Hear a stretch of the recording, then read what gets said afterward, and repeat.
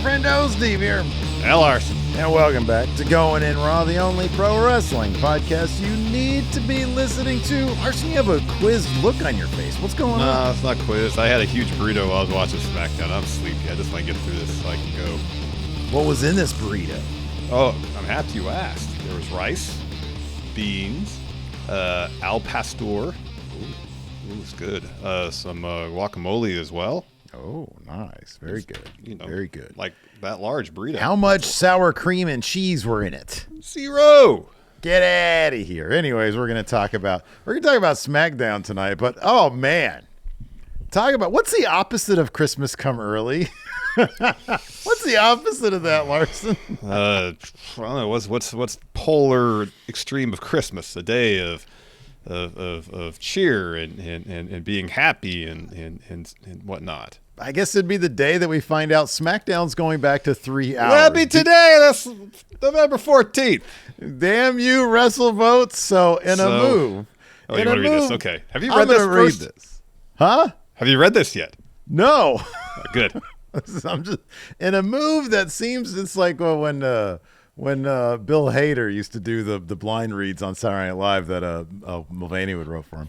In a move that seems to indicate once again that WWE actively hates their fan base. A recent report from WrestleVotes suggests that the company is looking to reverse the sinking ratings of the Blue brand by adding another hour of it. WrestleVotes tweeted out today, according to sources, WWE and USA Network have decided to move SmackDown back to 3 hours, beginning with the January 2nd show from Buffalo, NY, New York. Oh, you know, bro, here's the thing. Because people are going to be like, you guys are... If it was fire for all 3 hours, I wouldn't complain about it. If it was like, oh, man... It's like the fucking, I don't know, what's a great 3 hour movie?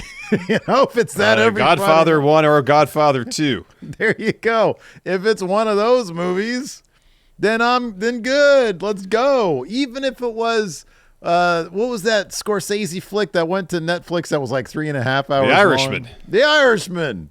Even if it was The Irishman, I'd be cool with it.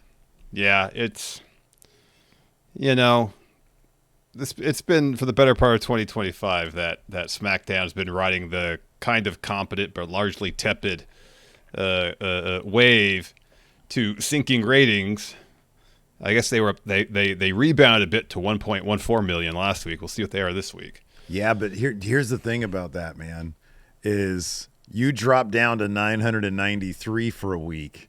How many people are not going to come back? You know what I mean? Like, if they were going at 1.4 and only 1.1 came back, I'm not a smart man, but I could do some math there. You know, this could be interesting. People sitting through all these 2 hour SmackDowns of 2025. You're like, I guess I'll watch SmackDown. I don't know what else to do. They turn it on and realize it's 3 hours. Well, I got something better to do Friday evening than watch 3 hours of this.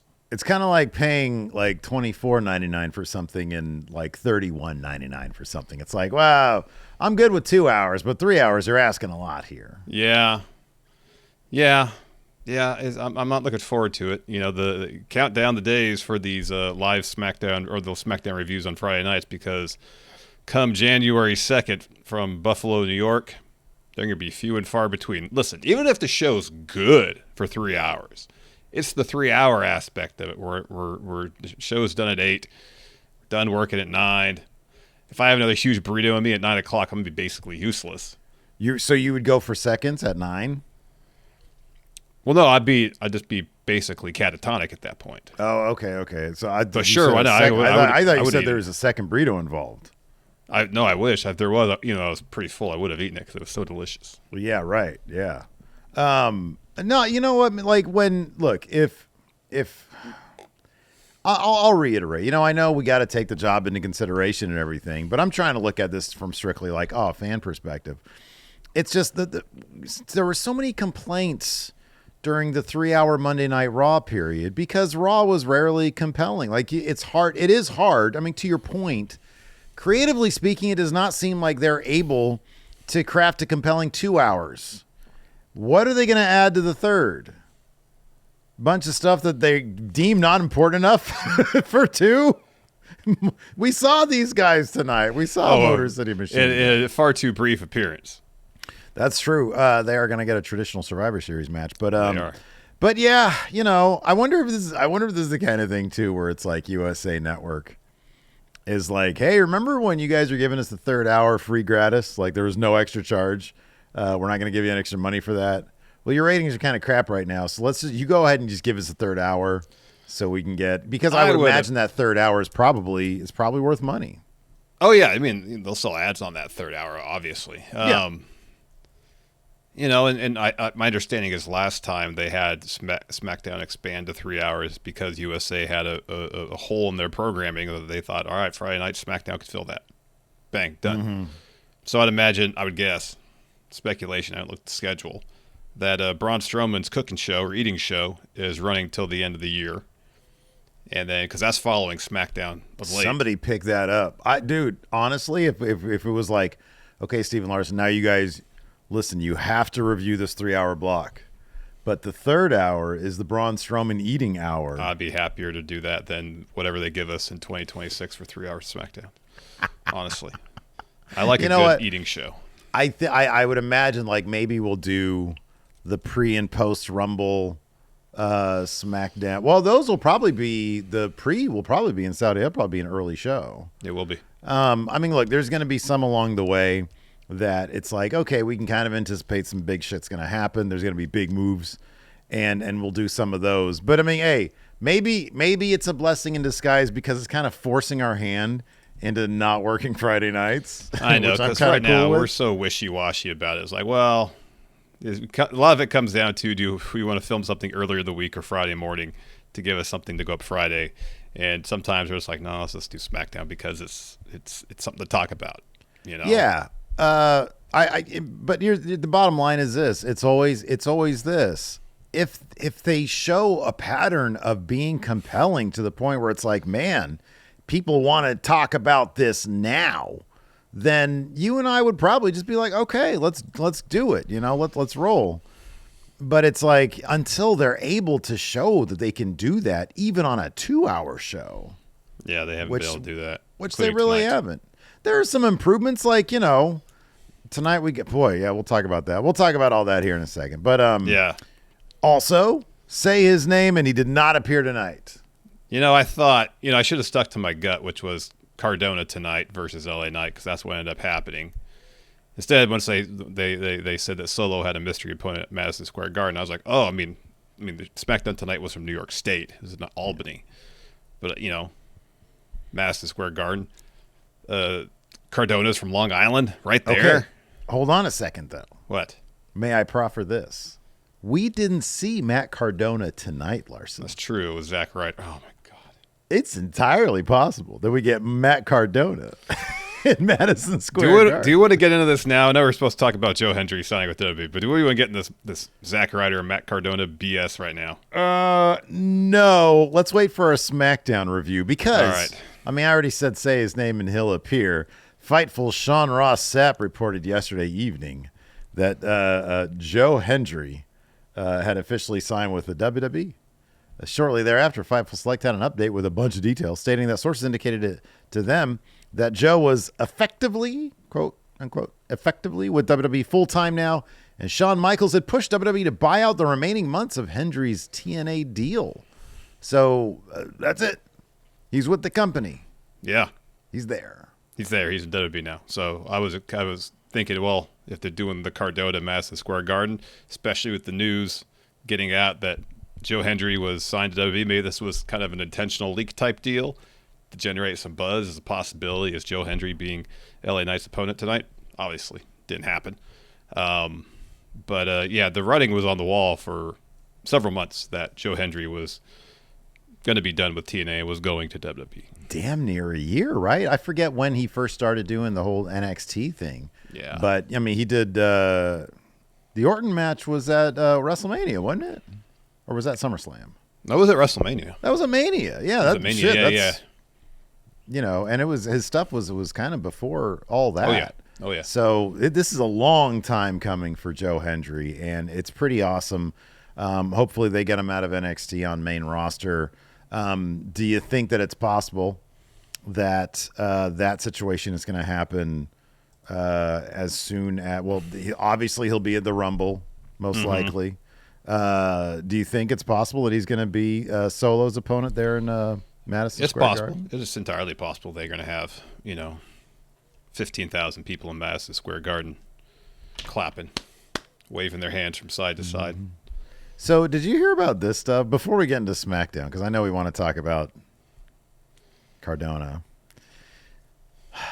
The TNA. Let's just talk about TNA really quick. Oh, you want to talk about Frankie Kazarian being their world champion, huh? Well, it's not just that. So all tonight on Twitter, I don't know if you've seen. Oh, I sent you the thing. Yeah, I saw the thing that Fightful had. Yeah. So okay, bro, everybody, like the Dr. Chris Featherstone guy. I want to say PW Insider because Wrestle Purists had copied what they or had attributed them, but everybody had the same info about. So for those who don't know, TNA apparently didn't run shows for a while after Santana got the title, and then the first show back they run. I think it's Full Sail. Yeah, it was Full Sail. It was last night. Yeah. Yeah, and it was live. Frankie Kazarian. I love Kazarian. Don't get me wrong. But they had him beat Santana for the title. No real run for Santana. They just do this. It's just the most.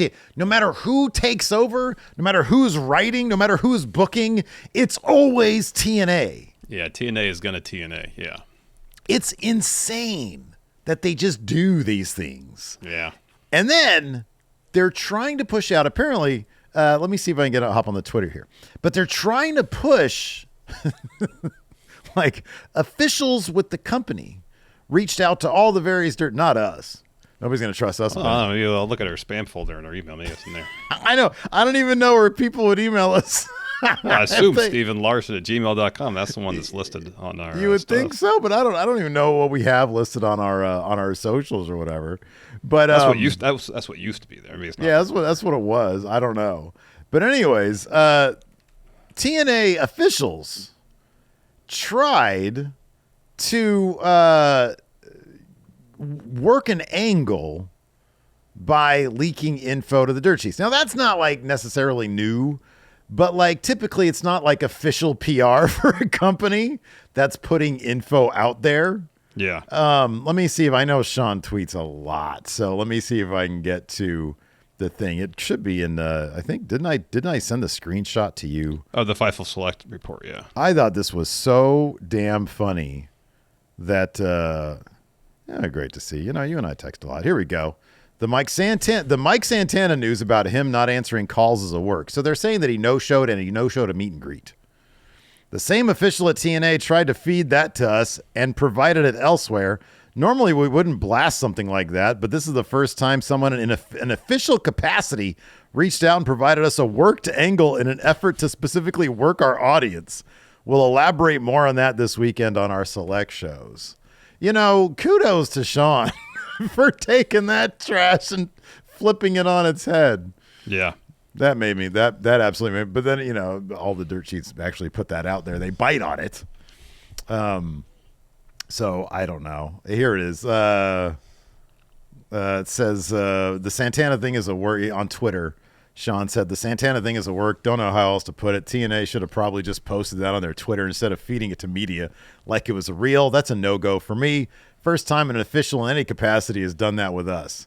And he says he's at the show, by the way, because tonight they're doing, I think right now, as we're filming they're doing Final Resolution? Is that what it is? Turning Point. Turning Point's what it is. Yeah, Turning Point. Yeah, yeah. Sean said that Santana was there. So that's an interesting name for a pay-per-view. Turning Point. It's also something else. If you put the words USA after it. Oh God.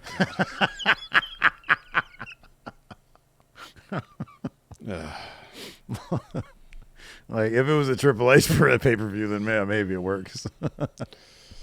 Anyways, all right. Let's talk about SmackDown. Let's get into the Zack Ryder conversation. So, hey, I don't know why I'm asking this because I'm sure you don't know because we don't watch NXT anymore. But when Cardona was on NXT, they referred to him as Cardona or Zack Ryder? It was Matt Cardona. Why was Matt Cardona? Look, I understand more than a decade ago, Zack Ryder was approaching becoming a huge deal in WWE. Matt Cardona, however, I should preface this. If this is something Matt Cardona wanted to do, cool. Now, that being said, Matt Cardona has put in a fuck ton worth of work to reinvent himself, to establish his brand outside of WWE. And I know he really wanted to come back to WWE. I know he's been very vocal about that. But it seems incredibly disrespectful to Matt Cardona to bring him in and be like, you're Zack Ryder again. So, all right. I'll say this with a caveat. I'll agree with you, but if commentary, because Cole and especially, man, Corey, Corey filled in the blanks there. Yeah. I cannot say enough good things about Corey. I was watching SmackDown tonight, and I literally had this thought. I do not miss Pat McAfee. Listening to Corey Graves, I don't miss Pat McAfee. No. It was because when Jey Uso came out, you know, it was usually Cole and Pat next to each other, and they would do the whole eating thing with him. And Cole's like, "Oh, it's been a while since I've done this because we're on SmackDown. He's on Raw," and I was like, "Oh, I'm so glad Pat's not here because I don't need him. I don't need that."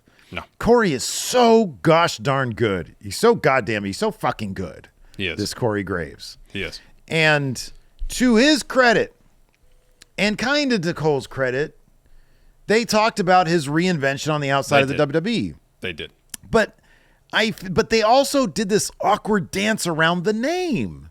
They said, they call him something else. I don't know, something else.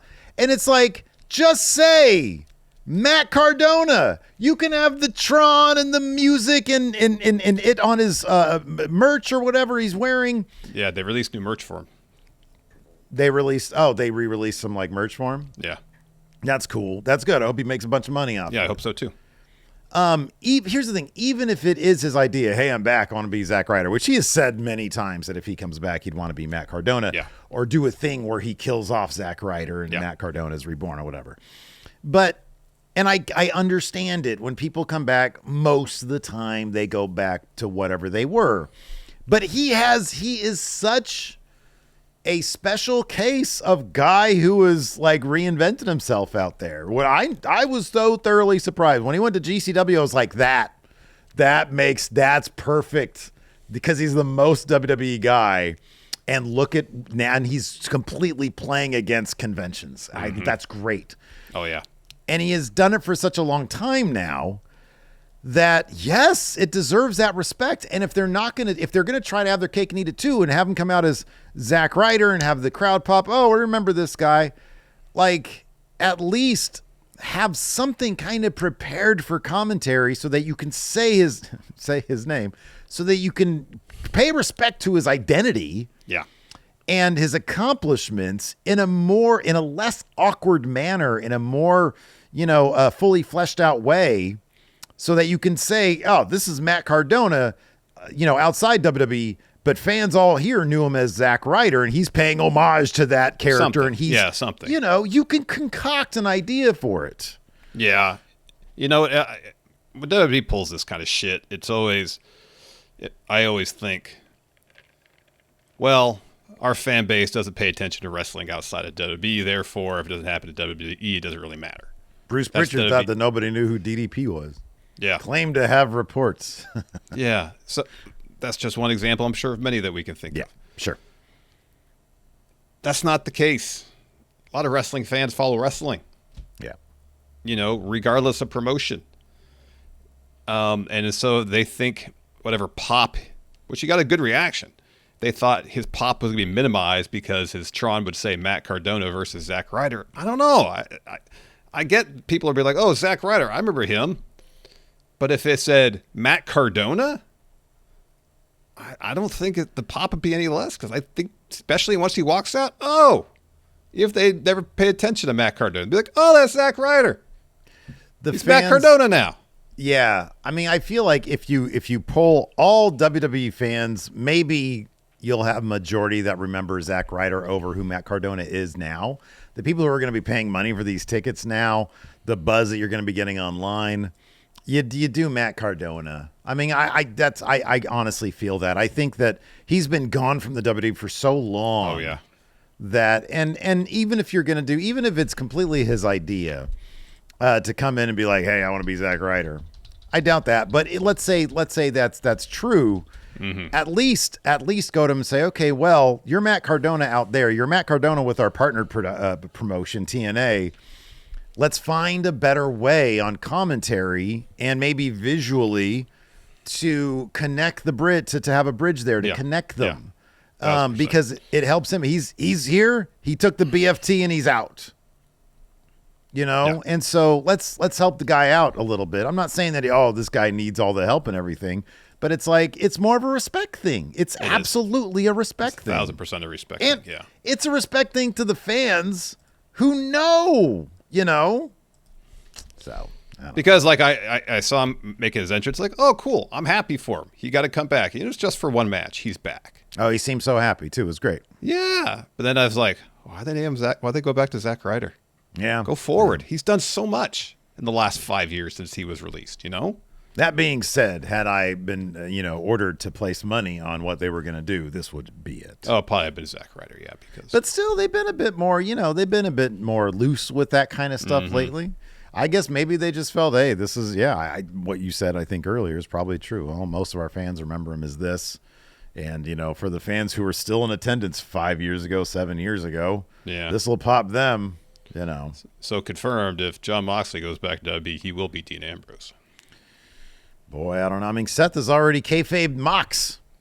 He already said Mox. Yeah. But that one is obviously, a lot different. What do you think, though, if he went back? I just say what I think. Dean Ambrose. Dean Ambrose. That'd be the biggest shame. Because if for him not to carry over the Death Rider music. Then he come out with the cheese head hat that he wore that one time. Yes, please. Dressed as the Mountie. Yeah, please do that. Full on comedy Ambrose. LA Knight versus Zack Ryder went down with the Last Time Now is tournament. Last Time Now is tournament. That was intentional. That was not a brain fart. I will probably have many brain farts during this, but that just sounded funnier to me. I was like, oh, crap, I got the first two words right. Let's switch the last two. Last Time Now is tournament. Yeah, the LA Knight versus Zack Ryder. And even though Zack Ryder was able to hit a Rough Rider, he missed the first one, hit a second one. LA Knight buried that particular finish. So LA Knight apparently not being punished because he hit the BFT to get the win. We also had I'll Uso. interject here real quick just to say it was good to hear Matt Cardona's WWE theme because that's a good one. It's a killer theme. Oh, radio. I'll be honest, I just like the intro. Yeah, no. Oh, and then it sounds generic after that. Yeah, but the radio part's good. Oh, radio. Yeah. As you're about to say, in the Last Time Now is tournament, we also had Jey Uso versus The Miz. Miz was adamant that he should be in line to face John Cena in his last match, but this match says otherwise. Kind of similar to the match we just talked about, where Jey eats Miz's finisher, skull-crushing finale, kicks out, and then Jey hits a spear and a splash to get the W. I think this crowd would have been happy either way. They were popping for Miz. They were popping. They were like, yeah, the two most WWE guys here, Jey Uso and The Miz. They're like, why do crowds never chant WWE? WWE. It's never happened. It's never happened. Do you think back in the day, like in Bruno's day, crowds were chanting WWF, WWF? Oh, right. In my mind, chants didn't start at WWF, WWF. Yeah, if there's one too many W's at that point, it doesn't really kind of like have the good cadence for a chant. I don't really feel like chants really started wrestling shows till the 1990s anyways. In the 1950s, they weren't chanting Capital Wrestling. Clap, clap, clap, clap, clap. Capital Wrestling. Oh, Capital Wrestling. No, of course not. Oh, Capital Wrestling. Jess they weren't doing McMahon. Jess McMahon. No, they weren't doing that. I don't remember chants in the 80s. I watched the 80s and no one was chanting. Yeah, what's up with sleepy ass crowds? You know, they only get up for finishers and shit. I guess so. Nobody in Vern's territory was AWA. No, I guess not. Lame ass crowds. Yeah. So we got the matches for next week on SmackDown. Oh, Capital. We have all this announcing Carmelo Hayes versus Bronson Reed. SmackDown versus Raw. And then finally, Penta versus Finn Balor. Huh? That's a Raw versus Raw match. That's a Raw match. That is a Raw match. That's wild. So we have an interview backstage. Kathy's talking to Mello. Asks him about his match next week. He says, first, I need to address the Miz situation. Mike, you may have won the battle, but the war has just begun. Now, John Cena, the GOAT. You got a long line full of heavy hitters, killers, all who want to put you down. And respectfully, I'm one of them. 50% overlook me and 50% know I can get it done, but 100% of me knows I don't miss. It was a good promo there. It was a good promo. So then Bronson Reed walks up because he's about to face Cody in the main event. And he says, I'm going out there to end Cody Rhodes' career. Then when I face you next week, I'm going to end your career and then John Cena's. Yep. No, I mean, Melo didn't have, he didn't have a retort to that. He didn't. There and listen. He was like, all right, fair enough. You get the last word, Bronson Reed, and you'll we'll also get that one. Well, maybe, I don't know. Maybe you won't get the win. You think Bronson Reed's going to get that win? There's a lot of vision stuff going on right now that can wonk that finish. Yeah, I mean, I suppose it's possible they might have him maybe advance to the finals to lose to Gunther. What did Troy? It could have been him and Miz in like this tournament. You know, God, just put some effort into the brackets so you can tell some stories along the way. Real. Or at the very least, have their matches the same night. Yeah. So the idea is in your head, oh, they could meet in the second round, sort of like with Sheamus and Rusev. Yeah, right. Like, put that thought in our head as viewers. Oh, this could happen. Yeah. And they're going to go 3 hours. They can't even put together brackets. And they think they can put together a 3-hour show. Not even put enough thought into arranging or scheduling matches. It's going to be nonsense. We can have 3 more 15-minute tag team matches. Oh, all the Motor City Machine Guns we can handle. Yep. So talk about Cody. He was defending the title against Bronson Reed. Cody really got himself in quite a pickle here tonight. So all this is backstage. He says, security. And he walks up and there's Heyman and Braun and Bronson. And he says, before you're escorted out, what can I do for you? And Heyman says, oh, he's so overdramatic. Mr. Aldis. 4 games. I can take any talent under the WWE umbrella across all brands, including yours. My head's up to you. You're welcome.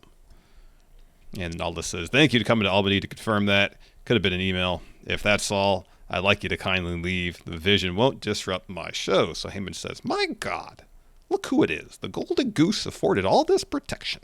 Because it's Cody. Because Cody. Cody walks up.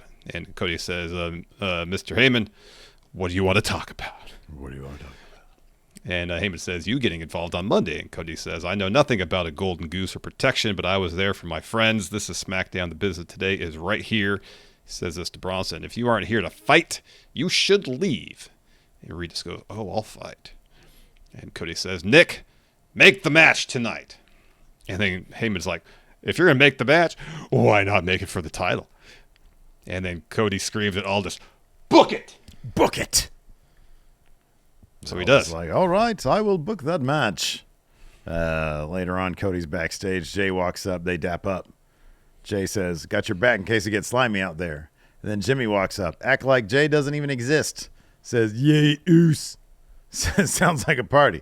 He's like, I got your back too. Oh, I spoke to Punk earlier. He says, War Games, count me in. And Jay looks like Jimmy just farted on him. Yeah, he's like, ugh.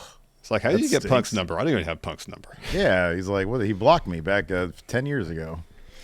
And so, yeah, Jay doesn't seem, because Jay knows that this is now a weaker team than if it was like Roman or Cena or whatever. They did confirm there's going to be 5 people, though. They did 1 spot per team left. Mm-hmm. Yeah. What was I going to say? Oh yeah, Jim's still my tribal chief though. Oh, Jim was the best tribal chief. He still is to this day. Yeah, yeah. I don't know if he's still actually that's his label, but my tribal chief. In my heart, he's still number one tribal chief. So the main event was Cody defending the title against Bronson Reed. Surprise, surprise, wonk finish. And we were texting back and forth. Who's it going to be? Is it going to be Brock? Is it going to be Drew? Is it going to be anybody? Is Cody just going to win clean? It's like, but we already saw the vision there. We just looked past the most obvious, boring answer, which was the vision. We're even coming up with boring ass answers as well, but it was even more boring than we thought it was going to be. Exactly. Just the vision. So Braun comes out. Logan Paul comes out. Braun hits a flying shoulder tackle on Cody. Let me ask you a question. Yeah. Like, the flying shoulder tackle is cool and all. Yeah. But all that Braun has to do is, like, lower his aim to waist level, and he can hit his finisher. Why bother with the idea of the flying shoulder tackle other than he can get some good air on it? Visually, it's pretty cool. But strategically, if you got this move... Yeah, you don't know what you're going to get. You're going to get a spear, you're going to get a shoulder. Enough. I don't know if I should brace this or if I should brace a little bit higher up. Fair enough. You know, you can't brace both. Yeah, because you set them up with the flying shoulder tackle, they're defending their upper half, and that leaves the waist exposed. You expect a spear, but shoulder. Shoulder tackle, and then you think shoulder tackle, spear. So Jay's music hits. He runs down with both him and Jimmy. They super kick Braun out of the ring, hit a 1D on Logan. They put a table, get ready to splash Logan on through it. Drew comes out and shoves Jimmy off the top rope and headbutts Jay. Of course, Drew is supposed to be suspended, so all this comes out. He's losing his mind, screaming at Heyman, "What are you doing here?" And so Drew counters a spear, and Braun hits one on Jay. Jimmy's taken out. Actually, spears Jay through the table in the corner. Jimmy gets taken out with the right hand from Logan Paul. Cody gets back in the ring, and he eats a claymore from Drew. Mm-hmm. And then Bronson hits him with a tsunami. Heyman hands Drew the contract. They shake hands. Crowd chants OTC as the show goes off the air, and the Vision plus Drew stand tall. Who do you think's going to win this War Games match? Like, it's a stadium show. It's probably going to main event. Yeah. You would think it'd be the faces. You think so? But they're kind of a disaster of a team. They are, and listen, Jimmy's my tribal chief still, but he's the most obvious choice to eat that pin. Are they going to do a thing where... oh, man, there is no way from a storytelling perspective this face team should win? And then they just sort of do. I think one thing that could be, if Brock ends up on the team...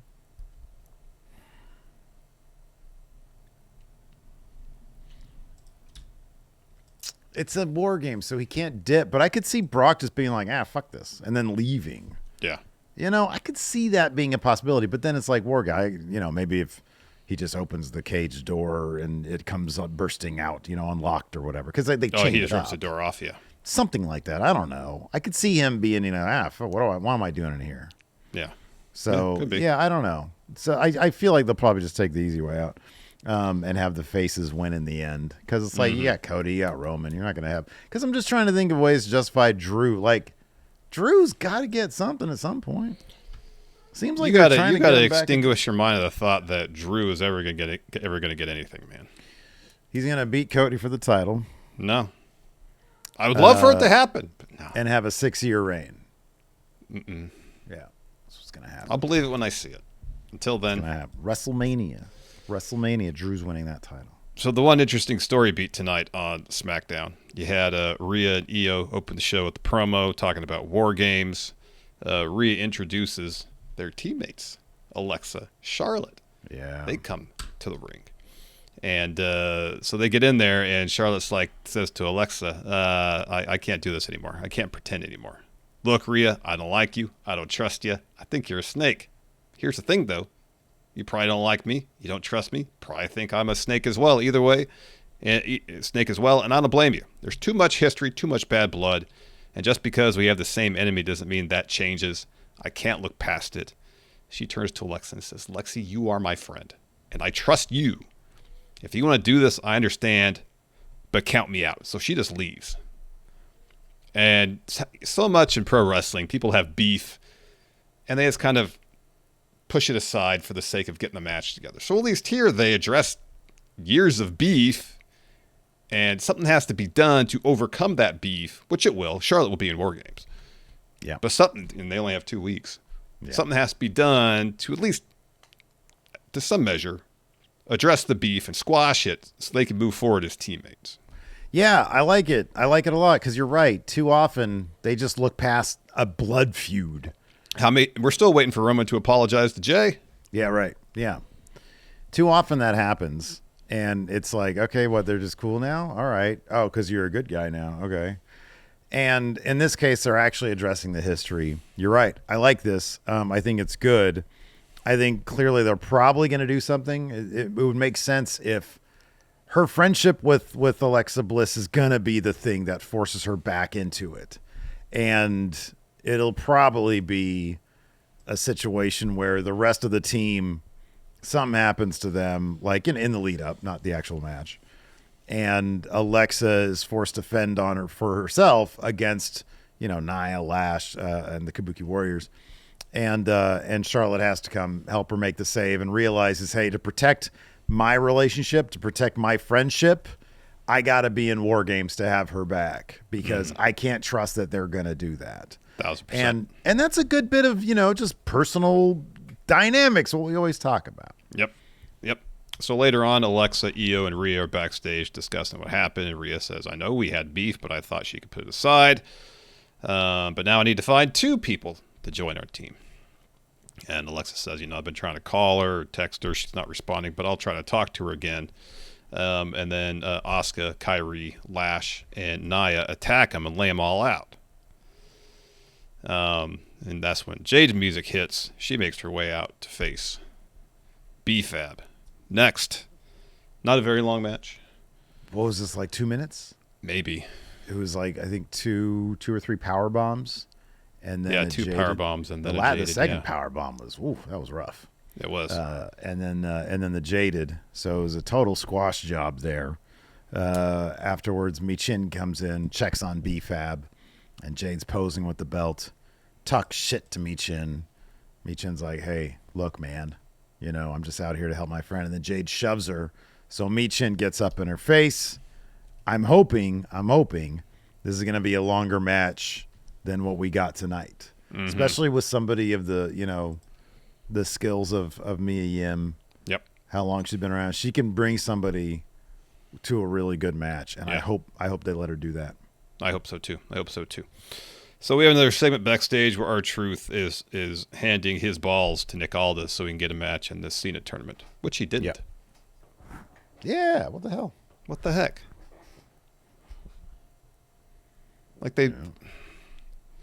Well, I mean, he's kind of wishy-washy with those balls. He dropped them off, took them back, come back. He has the balls again.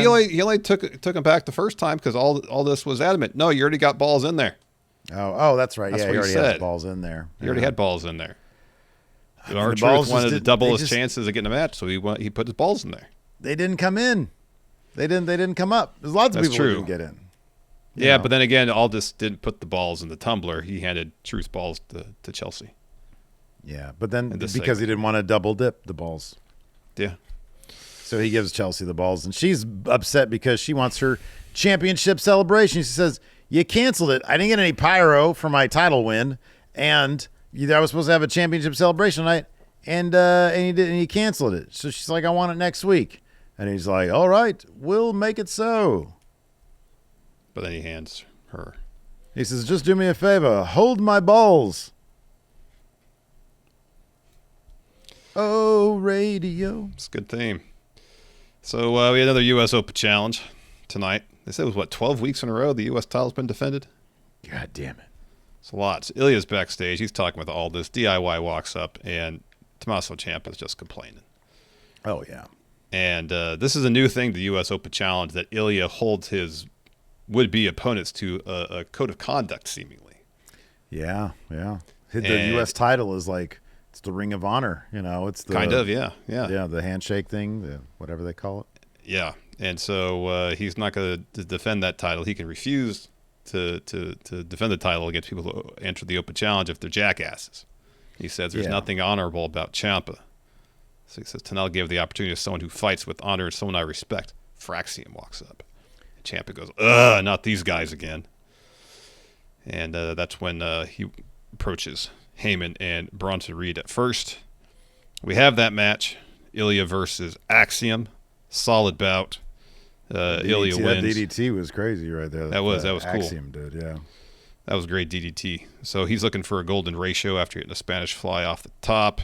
Instead, Ilya counters with Torpedo Moscow and hits an H-bomb to get the win. I appreciate that Ilya's being a little petty here.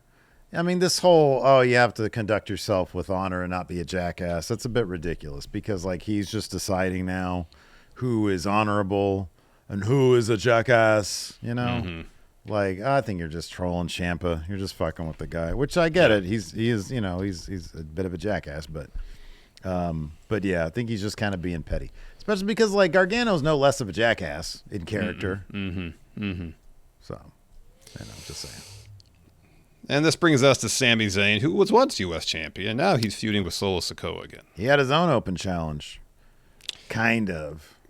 So he comes out, drops a promo, talking about the highs and lows, winning the U.S. title. He said that's what he wanted to do when he came to SmackDown, which isn't actually what he said. He wanted to win a world championship. He wanted to win the world title. Sidetracked by Solo with the U.S. title. He says last 4 weeks have been challenging. It's not medically cleared. He's been watching the MFT run roughshod every week, and he has to sit on the sidelines while they attack people that he likes and respects, friends even. Friends. And he says that ends tonight. He says, Solo, I know you got a problem with me, and I sure as hell have a problem with you, so let's figure this out face to face. This brings out Solo and his MFTs. And he talks a lot of shit, but says essentially, we're not going to do anything because I want you at 100%. So when that happens, I'm coming for you. And so Sami says, well, good news for you is that you won't have to wait long. I am medically cleared.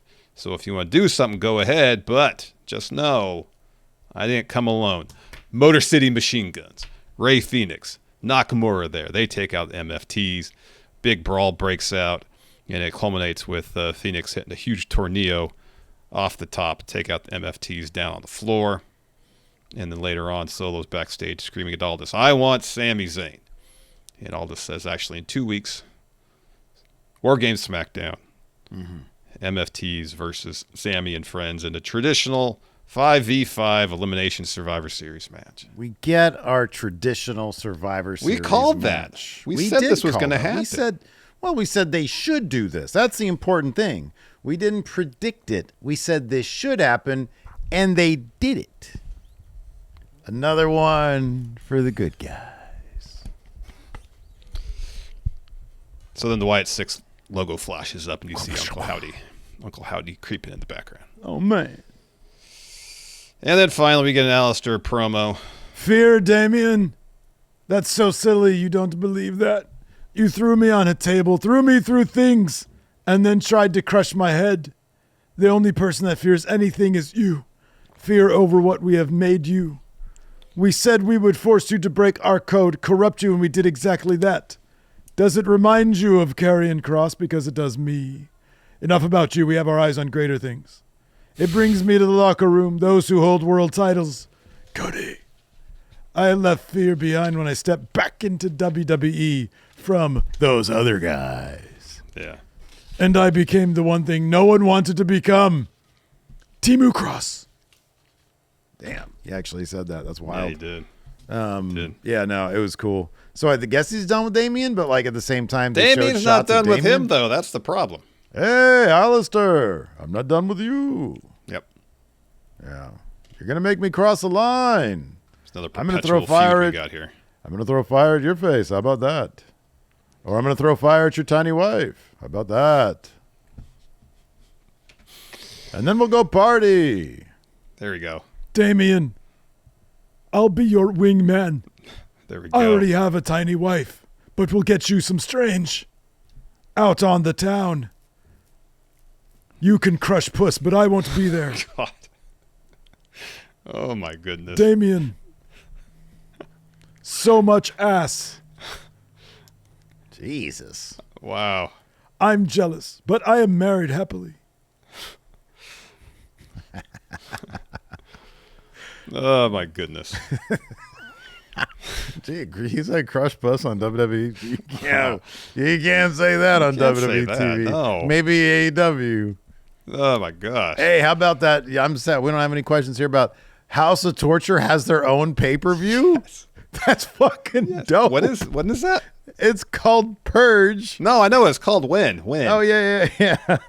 I don't know. Let me see the thing that I sent you. Oh, here we go. 11 a week, less than a week. 11/19. Nice. Purge Night of Torture. That's like because like the movie, a House of Torture themed pay-per-view. This is from Walker Stewart from New Japan Commentary, featuring Evil versus Shun Skywalker in a special singles match. I don't know what a special. The fucking awesome thing is like on the graphics for all these. It's like you can't see it. Like, let me see if it'll do the thing here. I'll turn down the brightness a bit. So you got like okay, you guys can see it. It's got the House of Torture thing, right? And so like Evil is in full color, and then his opponent is in black and white. And it just says over him, Purge. That is sick. Sonata awesome. And who's Sonata teaming with? Dick Togo. That's Dick Togo. Nice. Versus I don't know who these guys are. Maybe it's Sonata with Dick Togo? Because there's two Dick Togo. Dick Togo's also in this one. Oh, wow. With who is this? Oh, Ren Narita. Oh, all right. Yeah. All right. Yeah, man. I'm looking forward to that. I fun. want House of Torture has such great branding. Oh, they really do. I need to see if like Pro Wrestling Tees still has like a New Japan deal. Mm-hmm. Get a House of Torture shirt. That sounds great. I watch that shit. That would be great.